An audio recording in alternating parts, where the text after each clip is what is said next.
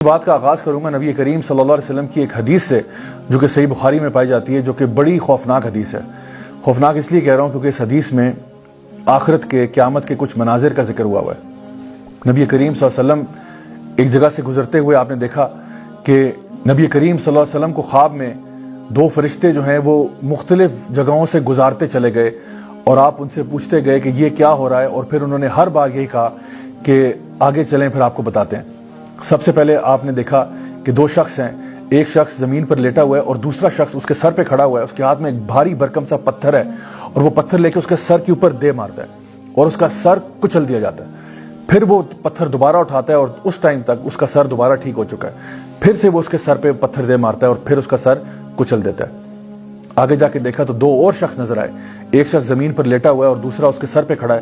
جو کہ ایک لوہے کی ہک کے ساتھ اس کے جبڑے کو یہاں سے چیرتا ہے، پھر اس سائڈ سے چیرتا ہے، پھر اوپر سے چیرتا ہے اور پھر نیچے سے چیر دیتا ہے، اور ہر دفعہ جب اس کے جبڑے کو چیرا جاتا ہے تو وہ دوبارہ سے ٹھیک ہو جاتا ہے، اور یہی پروسیس کنٹینیو ہو رہا ہے۔ آگے گئے تو دیکھا کہ ایک دور ایک تندور ہے، اس تندور میں سے چیخو پکار کی آوازیں آ رہی ہیں۔ اندر دیکھا تو مرد اور عورتیں وہاں پہ موجود ہیں جو کہ برہنہ حالت میں بغیر لباس کے ہیں اور وہ اندر پکائے جا رہے ہیں۔ اس کے آگے گئے تو دیکھا ایک تالاب ہے خون کا بھرا ہوا، اور اس تالاب میں ایک شخص تیر رہا ہے، اور جب بھی وہ تالاب کے کنارے تک پہنچتا ہے تو ایک شخص اس تالاب کے کنارے پہ کھڑا ہوا اس کے منہ کے اوپر ایک پتھر دے مارتا ہے، اور اس پتھر کے زور کی وجہ سے وہ دور چلا جاتا ہے۔ پھر وہ پتھر کو اپنے منہ میں دوبارہ کنارے تک پہنچتا ہے، وہ شخص اس کے منہ سے پتھر نکالتا ہے اور پھر اتنی زور سے اس کے منہ پہ دے مارتا ہے کہ وہ پیچھے جا لگتا ہے، پھر وہ پتھر کو لے کے واپس آتا ہے، اور یہی پروسیس ریپیٹ ہوتا چلا جا رہا ہے۔ آگے آپ جاتے ہیں تو آپ دیکھتے ہیں کہ ایک بہت ہی بھیانک قسم کا ایک شخص ہے جو کہ ایک آگ کے ارد گرد چکر لگا رہا ہے۔ اس سے آگے جاتے ہیں تو دیکھا ایک بڑا ہی خوبصورت باغ ہے، بہت خوبصورت، اور اس باغ کے اندر ایک اونچا سا درخت ہے، اور اس درخت کے ساتھ ایک لمبا سا بہت خوش شکل انسان ہے، اور اس انسان کے ارد گرد بہت سارے بچے جو ہیں وہ کھیل رہے ہیں اور انجوائے کر رہے ہیں۔ آگے جاتے ہیں تو دیکھتے ہیں کہ کچھ ایسے لوگ ہیں جن کا آدھا جسم جو ہے وہ بہت ہی خوبصورت ہے اور آدھا جسم انتہائی بدصورت ہے۔ نبی کریم صلی اللہ علیہ وسلم جب ان کے بارے میں پوچھا کہ آخر یہ لوگ کون ہیں تو فرشتوں نے اب بتانا شروع کیا کہ جو سب سے پہلے آپ نے دو لوگ دیکھے تھے جس میں ایک شخص دوسرے کا سر پتھر سے کچل رہا تھا، یہ اس شخص کا سر کچلا جا رہا تھا جو قرآن تو پڑھتا تھا لیکن اس پر عمل نہیں کرتا تھا، اور جو نمازوں کو بے پرواہی کے ساتھ اور لاپرواہی کے ساتھ ادا کرتا تھا یا ادا ہی نہیں کرتا تھا۔ دوسری طرف ان کا ذکر کیا وہ شخص جو دوسرے کے اوپر اس کا جبڑا چیر رہا تھا ہک کے ساتھ، یہ بتایا یہ اس شخص کا منہ چیرا جا رہا ہے جو دنیا میں جھوٹ بولتا تھا، اور اتنا جھوٹ بولتا تھا کہ اس کا جھوٹ پوری دنیا میں پھیل جاتا تھا۔ آج سوشل میڈیا کے ذریعے ہم یہ بات اچھی طرح جانتے ہیں کہ جھوٹ کتنی جلدی سے پوری دنیا میں پھیل سکتا ہے۔ پھر ان کا جب سوال کیا کہ وہ لوگ جو کہ تندور میں تھے برہنہ حالت میں، یہ لوگ آخر کون تھے، تو بتایا گیا یہ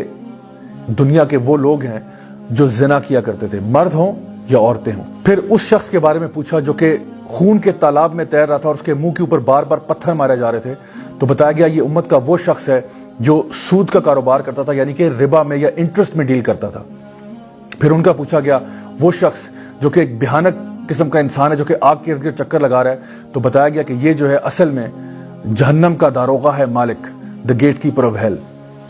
پھر پوچھا ان شخص کا وہ جو بہت خوش شکل تھے، ایک اونچے سے درخت کے ساتھ کھڑے ہوئے تھے اور ان کے ارد گرد بہت سارے بچے بھاگ دوڑ رہے تھے، تو بتایا گیا کہ یہ اصل میں ابراہیم علیہ السلام ہے، اور ان کے ارد گرد وہ سارے بچے ہیں جو کہ بالغ ہونے سے پہلے ہی فوت ہو گئے، یعنی کہ فطرت کے اوپر فوت ہو گئے۔ پھر آگے جا کے وہ لوگ جو کہ آدھے خوبصورت ہیں اور آدھے خوبصورت نہیں ہیں، یہ وہ لوگ ہیں جو دنیا میں اچھے کام بھی کرتے تھے اور اسی کے برابر برے کام بھی کرتے تھے۔ تو پھر ان لوگوں کو کہا جائے گا کہ حوض کوثر میں جا کے ڈوب کے ایک دفعہ آ جائیں، اور پھر جب وہ وہاں سے آئیں گے تو پھر ان کے پورے جسم جو ہے وہ صاف ستھرے ہو چکے ہوں گے اور وہ خوش شکل ہو جائیں گے۔ مائی ڈیئر برادرز سسٹرز، یہ حدیث میں نے آپ کو اس لیے سنائی ہے تاکہ ہمیں سمجھ میں آ جائے کہ جو بھی ہم دنیا میں اعمال کر رہے ہوتے ہیں، ایسا نہیں ہوتا کہ ان کا کوئی حساب کتاب نہیں ہوگا۔ جس قسم کا عمل انسان نے دنیا میں کیا ہوتا ہے، ہو سکتا ہے کہ اس کی سزا اس کو دنیا میں مل جائے، اور ہو سکتا ہے کہ دنیا کے علاوہ آخرت میں بھی مل جائے، تو اس لیے گناہوں سے بچنا ہی ضروری ہے۔ اللہ سبحانہ تعالیٰ فرماتے ہیں قرآن مجید میں سورہ طلاق سورہ نمبر 65 آیت نمبر 2 اور 3 میں وَمَن يَتَّقِ اللَّهَ يَجْعَل لَّهُ مَخْرَجًا وَيَرْزُقْهُ مِنْ حَيْثُ لَا يَحْتَسِبُ وَمَن يَتَوَكَّلْ عَلَى اللَّهِ فَهُوَ حَسْبُهُ، کہ جو شخص بھی اللہ کا تقوی اختیار کرے گا، یعنی گناہوں کو چھوڑ دے گا اللہ تعالیٰ اس کو ہر مشکل سے باہر نکالے گا اور پھر اس کو رزق عطا فرمائے گا وہاں سے جہاں سے اس نے سوچا بھی نہیں ہوگا. اور جو لوگ اللہ پر توکل کرتے ہیں اللہ ان کے لیے کافی ہو جاتا ہے. اگر ہم چاہتے ہیں کہ اللہ تعالیٰ ہمیں ہماری مشکلوں کو دور کر دے ہم سے, تو اس کے لیے ہمیں گناہوں کو چھوڑنا ہوگا اور تقویٰ کی زندگی کو اختیار کرنا ہوگا. My dear brothers and sisters, اکثر لوگ جب گناہوں کو چھوڑنے کی بات آتی ہے تو وہ کہتے ہیں نہیں جی ہمارے گناہ تو چل رہے ہیں لیکن ساتھ ساتھ ہم نیکیاں بھی بہت کرتے ہیں. تو اس کی مثال ایسے ہی ہے کہ انسان کمرے میں اے سی لگا دے اور ساری کھڑکیاں کھول دے. تو ایک طرف تو آپ نے استغفار کی ہوئی ہے لیکن آپ گناہ چھوڑنے کے موڈ میں ہی نہیں ہیں. ایک انسان ہر سال حج بھی کرتا ہے, عمرہ کرتا ہے, صدقہ بھی کرتا ہے, لیکن حرام بزنس بند نہیں کر رہا, حرام کاروبار ختم نہیں کر رہا, حرام کام ختم نہیں کر رہا. تو آخر پھر اس بندے کی بخشش اور مغفرت کیسے ہوگی؟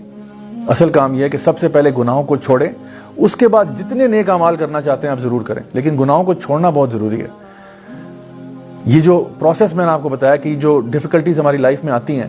ان کی وجہ سے ہمارے گناہ جھڑ جاتے ہیں. نبی کریم صلی اللہ علیہ وسلم نے فرمایا کہ تمہیں جو ایک کانٹا بھی چبھتا ہے اس کانٹے کے چبھنے سے بھی تمہارے گناہ جھڑ جاتے ہیں. اسی طرح سے جب ہم کسی بیمار کو ملنے کے لیے جاتے ہیں تو بیماری کی حالت میں بھی انسان کے گناہ جو ہیں وہ دھل رہے ہوتے ہیں. ہمیں کہا گیا کہ اس کو کہا کرو لا بأس طہور انشاءاللہ, کہ فکر نہ کرو انشاءاللہ یہ تمہارے طہارت کا ذریعہ بنے گی, تمہارے پیوریفیکیشن کا ذریعہ بنے گی. اللہ سبحانہ تعالیٰ فرماتے ہیں قرآن مجید میں قل یا عبادی الذین اسرفوا علی انفسہم لا تقنطوا من رحمت اللہ ان اللہ یغفر الذنوب جميعا, کہ اے میرے بندو جنہوں نے اپنی ذات کے ساتھ ظلم کیا ہوا ہے گناہ کر کر کے, اللہ تعالیٰ کی مغفرت سے مایوس نہیں ہونا. کیوں مایوس نہیں ہونا؟ ان اللہ یغفر الذنوب جميعا, یقیناً اللہ تعالیٰ تمہارے تمام گناہوں کو معاف کر سکتا ہے. تمام گناہ, جی ہاں, کوئی بھی گناہ اگر آپ نے کیا ہو اللہ تعالیٰ اس کو معاف کر سکتا ہے. لیکن سوال یہ ہے کہ کیا آپ توبہ کرنے والے بن سکتے ہیں یا نہیں؟ My dear brothers and sisters, امام ابن القیم رحمہ اللہ بہت بڑے عالم دین تھے. وہ کہا کرتے تھے کہ کچھ اعمال ایسے ہوتے ہیں, کچھ گناہ ایسے ہوتے ہیں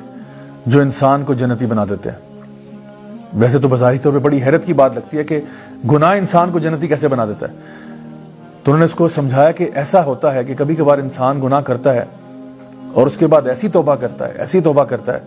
کہ وہ اللہ کا ولی بن جاتا ہے. یعنی وہ گناہوں کو چھوڑ کر اپنا لائف سٹائل ایسا چینج کرتا ہے, اللہ کے ساتھ اس طرح سے جڑ جاتا ہے کہ اللہ تعالیٰ اس کے پچھلے تمام گناہوں کو نہ صرف معاف کر دیتے ہیں بلکہ اس کے گناہوں کو نیکیوں میں بدل دیتے ہیں اور اللہ تعالیٰ اس سے محبت کرنے لگتے ہیں. ان اللہ یحب التوابین ویحب المتطہرین, یقیناً اللہ محبت کرتا ہے ان گناہگاروں سے جو توبہ کر لیں. تو my dear brothers and sisters, انتظار کس بات کا ہے, دیر کس بات کی ہے؟ جب تک ہماری سانس میں سانس ہے آئیے ہم فیصلہ کریں کہ انشاءاللہ ہم سے جو بھی غلطیاں ہوئیں, کوتاہیاں ہوئیں, ہم اللہ تعالیٰ سے گڑ گڑا کے معافی مانگیں گے تاکہ اللہ تعالیٰ ہماری تمام غلطیاں, کوتاہیاں, گناہوں کو معاف کرے. اللہ تعالیٰ ہم سے راضی ہو جائے اور اللہ تعالیٰ ہمیں اپنے نیک بندوں میں شامل کرے, اپنے انبیاء, صدیقین, شہداء, صالحین میں, اور انشاءاللہ ہمیں جنت الفردوس میں اعلیٰ مقام نصیب فرمائے. Until next time, this is me Raja Ziaul Haq signing off. والسلام علیکم.